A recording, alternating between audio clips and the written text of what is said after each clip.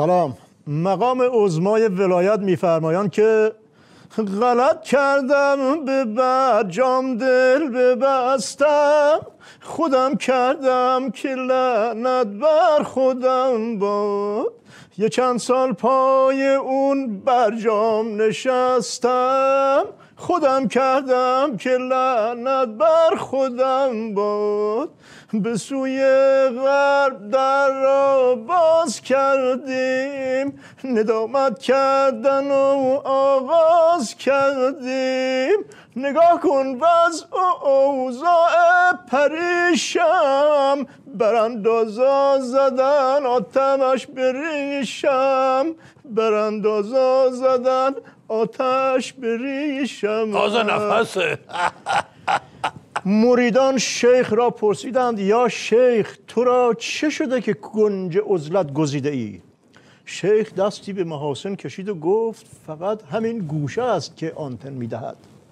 مریدان از گوشه‌نشینی شیخ گریه ها کرده و جامه ها دریده و سر به بیابان های بی آب و علف نهادند. شیخ داستان ما بالاخره یه گوشه ای داشت که آنتن میداد، ولی مقام عظمای ما همون گوشه هم نداره.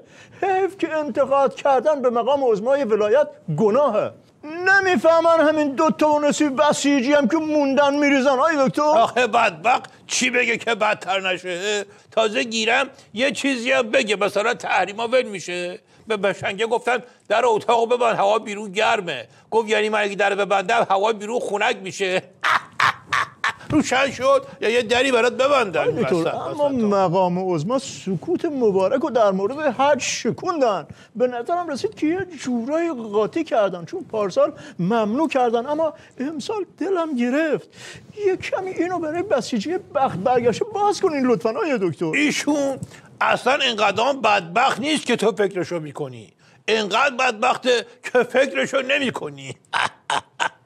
عربستان که خب موضعش با پارسال فرقی نکرده، اما مقام عظما کاری به این چیزا نداشت.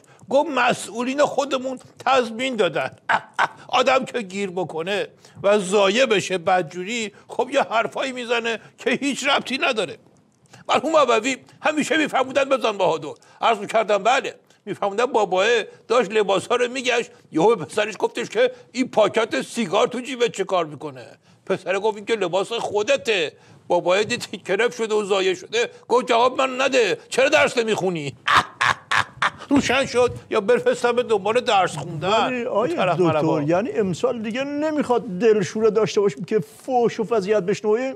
خب خوبه یه جورایی داری کم کم تاتی استراتژیکی میکنی، ولی خب باید اینو بفهمی که وقتی زور نداری ابتکار عمل فحش خوردن و خودت دست بگیر که جلوی کتک خوردن بگیری. یارو تو تاکسی نشسته بود، هر کی پیاده میشد در محکم میبست، راننده تاکسی هم هی فحش میداد، میگفت الاغ بیشعور.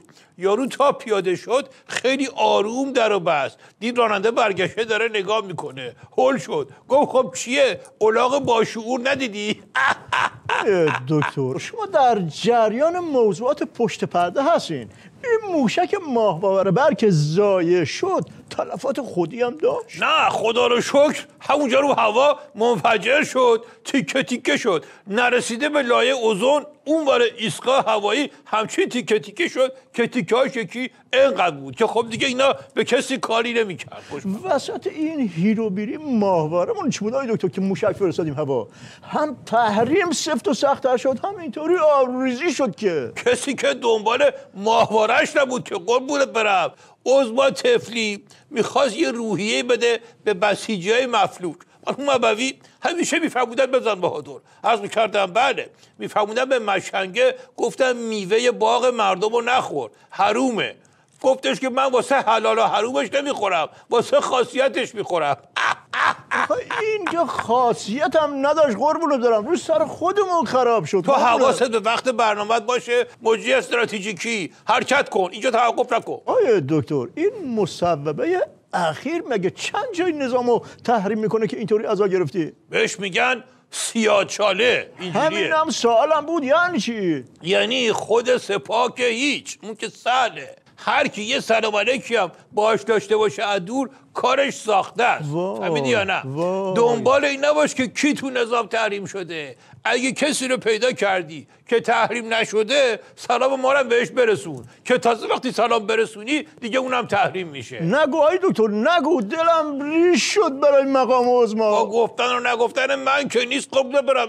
ای آقا رو اینطوری شده، کار از کار گذشته. مرحوم ابوی همیشه میفرمودن بزن بهادر، از کرده بله میفرمودن مشنگه انقدر به رشوه دادن تو نظام عادت کرده بود، یه بار که رفت دکتر بهش گفت باید عمل جراحی بشی، 50 تومن گذاشت لای پرونده. گفت دکتر یه بازبینی بفرمایی خواهشاً. آیه دکتر دوشن شد یا بذارم برای بازبینی بری زیر عمل جراحی. دکتر میسوزه داستان. آیه دکتر نمیتونین یه راهنمودی بدین که این سه قوه اینطوری پاچه همون نگیرن؟ قربونت برم وسط این شق روده همه جناحی که نظام شده جیگر زلیخا، مثلا من یک برات حل بکنم که دیگه پاچه همدیگه رو نگیرن، چه فایده؟ بعدش چی؟ مرحوم ابوی همیشه میفرمودن بزن بهادر. عرض میکردم بله میفهمدن یارو رفت دماغش رو عمل کنه.